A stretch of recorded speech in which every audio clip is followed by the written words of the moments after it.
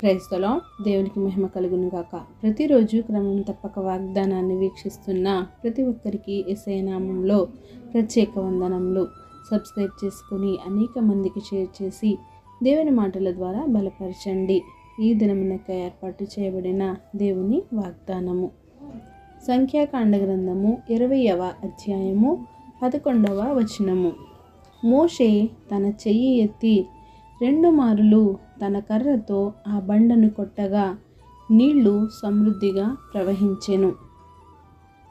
Moses lifted up his hand and with his rod he smote the rock twice, and the water came out abundantly. దేవుడు మోషేతో నీవు వెళ్ళి బండతో మాట్లాడు అని చెప్పగా మోషే వెళ్ళి 2 మారులు కొట్టేశాడు.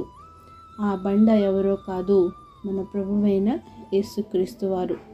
ఎన్నోసార్లు ఆయన గాయాలు రేపుతున్నాము, మరలా ఆయనను సిలువ వేస్తున్నాము.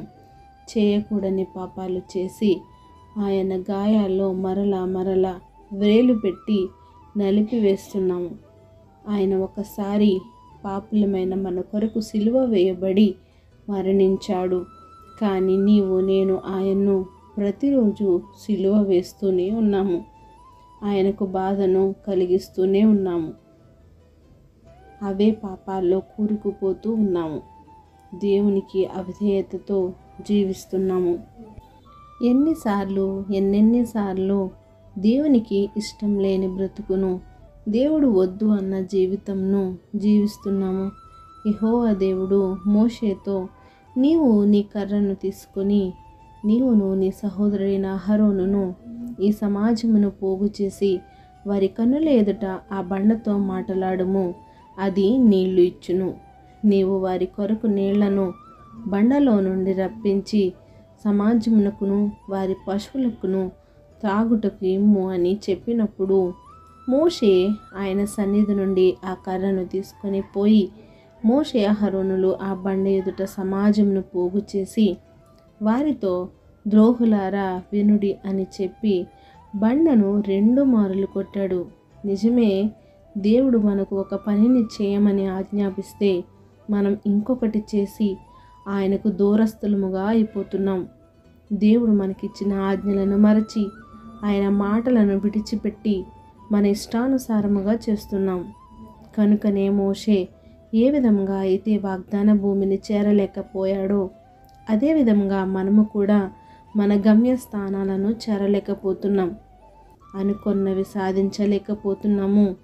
ఇక నుండి అయినా మనము మారి మన దేవుని మాట ప్రకారం జీవించాలని ఆశిద్దాం. ఆమెన్. చిన్ని ప్రార్థన. సకల ఆశీర్వాదాలకు కారణభూతుడైన మా ప్రియ పరలోకపు తండ్రి, మెరిచిన వాగ్దానంకే వందనాలు దేవా. ఎవరైతే ఈ వాగ్దానాన్ని విన్నారో వినిన వాక్యాన్ని వారి హృదయగదిలో భద్రపరుచుకొని వాక్యానుసారంగా జీవించే బ్రతుకును ప్రతి ఒక్కరికి దయచేయండి దేవా.